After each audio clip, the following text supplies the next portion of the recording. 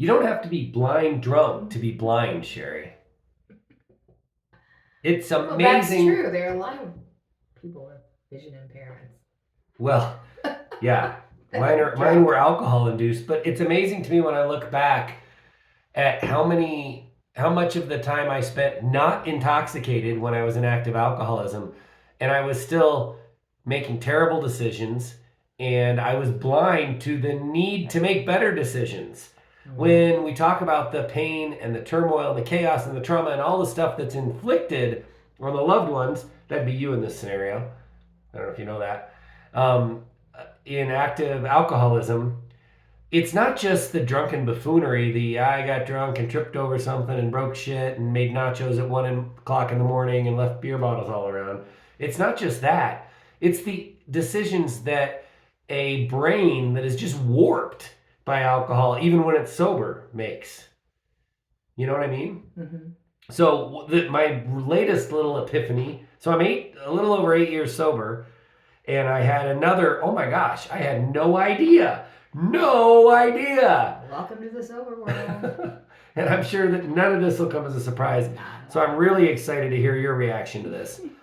But we are getting our house ready to sell, and part of that involves going back and looking at when we've done different improvements and repairs to the house to share that with the real estate agent so he can use that to, you know, promote the sale of the house. Mm-hmm. And I started looking and I'm like, why does all this stuff line up? Like, we did so much within like 2 or 3 year period. And then I started thinking about the dates. Not only was it within a 3 year period, but it was right after I got Years. sober. Yeah. How crazy And is that? Yeah, and a little bit after that too. So let's talk about this. I got sober in January of 17, and we painted the outside of the house, exterior paint, in September of 17.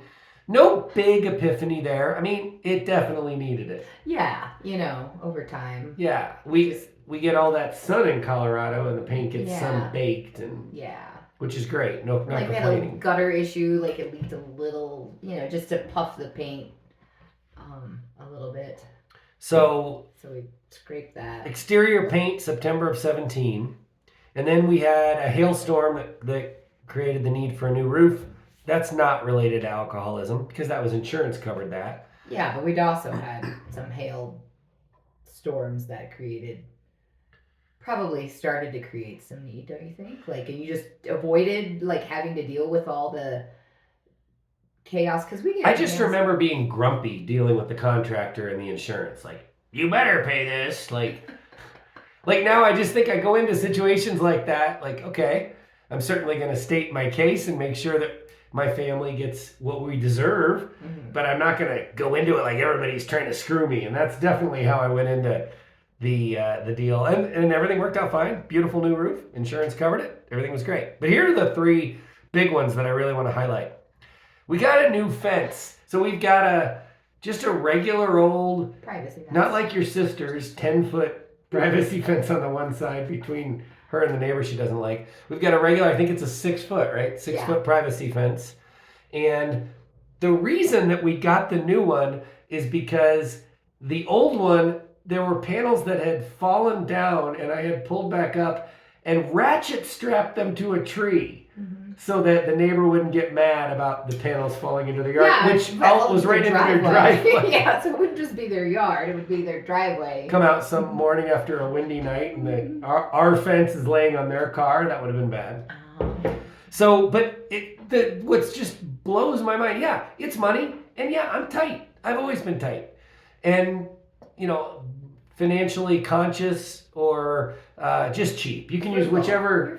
Frugal is fine. You can use whatever word you want. Financially conservative. But I let it get to the point that there were, I think it was a couple of panels on our fence had fallen over and was ratchet strapped to a tree. I mean, that's bad. Yeah. And then some of them, because it's wood and moisture wood. And dirt, kind of rot over time. And this 14, 15-year-old fence that hadn't been touched. And yeah. There was a... It needed it. It needed it. I'm it surprised needed it was it just a before couple we did panels. it. And as an active drinker. It wasn't like I made all my financial decisions when I was drunk. Like that's not that's the point is the exact opposite of that. Even when not drunk, I would look at that fence and be like, that's fine. Yeah. I can't, my mind cannot be occupied by thinking about that. My mind is occupied by the mental gymnastics of alcoholism, which is when am I going to get my next drink? What buffoonery did I create previously that I need to look out for? Just all the stress and mental, just everything is tied up in knots thinking about how to keep alcohol in my life without overdoing it, without losing my family. How do I stay on the straight and narrow? And there's no time to even notice the fence that desperately needs help. The next one I want to mention, so that was summer of 18, September, so late summer, early fall of 18.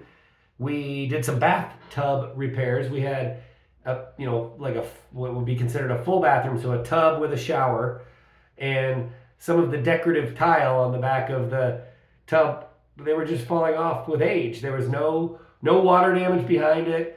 No pipe had burst, nothing devastating or tragic. Just over time, the tiles would fall off. And I remember I would use the wrong adhesive. I think I used Gorilla Glue and try to glue them back up. And then we had a spot of them that I covered with plastic so that no water would get to the wall. I mean, just like if you must have been proud to bring people through our house and they needed to use the bathroom. Shower curtain was closed all the time. Shower curtain was closed all the time. No, you cannot sleep over. Nobody is showering in our house. I mean, thankfully that didn't last too long, but I remember we had a conversation about this sort of when we moved in, because it's a very old house and there is no exhaust system in the bathroom, and that's okay because it was grandfathered in because it's a 1915 house. And we did look into having an exhaust fan put in there, but think about condensation, old grout. I mean, tile in a bathroom is just, I'm sorry if you do it. I just don't see how it stays around for a long time. So well, I remember you were like, we are not ripping more holes into the ceiling and having it vented out of the roof. Like, you didn't want that. So then the next step was just to put plastic over that area that we didn't want water to touch. We got it all fixed up, but not until September of 18. It's beautiful now. Redid it again, actually, in preparation for the sale of the house. But the point is, it wasn't until sobriety that I could see things. I was blind to them, drunk or sober, when I was in active addiction. Crazy. And then the third one, there was actually, again, we have a bathroom in the basement and it has an elevated floor to let the plumbing be underneath. And there was actually a hole in that bathroom floor that I put like a board over for a little while for the kids not to fall in. You'd only go down 8 inches, but still, I let it get to that level of disrepair, and then we fixed that in November of 19. So just the things that I would allow, and these are all, there is the financial component, but in total, this is only a few $1,000s to take care of all of these things. So the financial component is part of it, but just I don't have the mental capacity to deal with that right now because I've got work and I've got family and I've got how do I keep alcohol in my life? And that's all I've got room for. And don't bring anything else to my attention. That must have been a pretty terrible and I would imagine somewhat helpless feeling because I'm like a barracuda with these issues. It's not like you could go around my back and hire a contractor. I would have gone ballistic if you had done that. Mm-hmm. Must have felt pretty bad. Yeah, it was awful. Like, you don't I never expected like perfection and to have this really fancy house. I just wanted functionality and I wanted there not to be further damage. I mean, I feel like that's like kind of a little bit significant. Like, I didn't want further damage from these things that needed to be attended to in our home and the outside of the home, but bringing them up to you and trying to like convince and like debate this with you would have caused so much more disruption too. So I feel like all I was trying to do was make sure there was not more disruption and more damage, either talking about it or then I would be worried.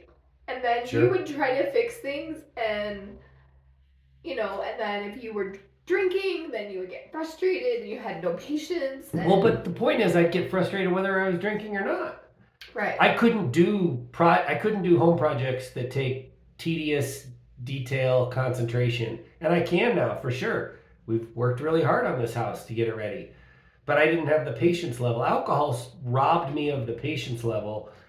Yeah, and then I would be worried about do these jobs. And then maybe you weren't drinking at the moment that you were fixing it, but that night you probably would have been drinking, or maybe the project had gone awry, and then you would start drinking again. For sure. I mean, you know, you'd start drinking to like settle down, or God, I need a break, and then who knows how it would have turned out. It's amazing the gift that nervous system self-regulation is. I don't need to drink to calm down because I've painted a room or worked on tile or whatever. It's amazing the calm, and all this stuff had to come together in sobriety for me to be able to not only see these issues but repair them like anyone who owns a home. You know, this is basic responsibility of home ownership. And I have to say one other thing about your big fear. I do think when I've opened my eyes to this and I look at this list of things that we did shortly after sobriety, I am thankful to our guardian angel, or by the grace of God, or however you want to say it, that there was no damage done to the house, and that everything that we're talking about is cosmetic, and that we were able to fix it, and it's like somebody was looking out for us. And, you know, I kind of believe that somebody does, so that's not a stretch for me. But I definitely feel like any one of these, I can see where it would cause terror for you, because this could get really bad. This could develop into some structural damage or bigger issue that's not going to be a few $1,000s to fix. So I'm sorry. I'm sorry that I put you through that.